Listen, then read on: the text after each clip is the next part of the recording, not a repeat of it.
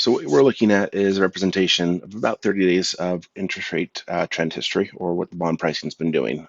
First candle started on August 25th on the left side of the screen, and then the far right side of the screen we're at the 26th of today, so 31 days to be exact. So this blue arrow trend that you're seeing on the screen, essentially that's what the thought process of what I thought rates were going to do, or what they have been doing. And essentially, it got all the way up to the ceiling.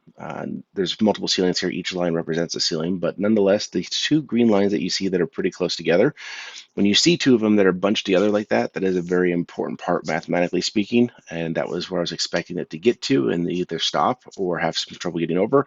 Ironically, that's where it did stop. Now, when we hit that ceiling, what I was expecting is for rates to get worse over the next couple of days and essentially start to retrace and retract. And that's exactly what happened. And so they hit their ceiling here, and then the thought process was they were going to come down and fall on a level of support, which was this one to be exact. Yesterday, we hit that level of support.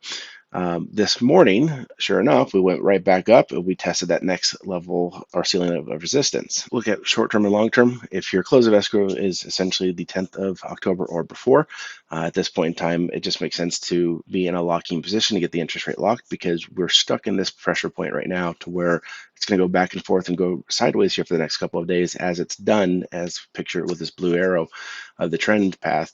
But nonetheless, next couple of days, next week and a half or so, it's going to be just a lot of back and forth. We're not going to see a lot of improvement.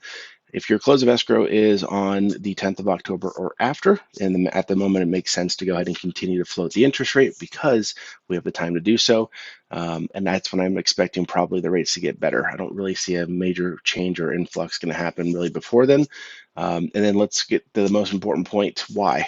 So for your tax return, my tax return, they all are due on 12/31. That's when our year ends.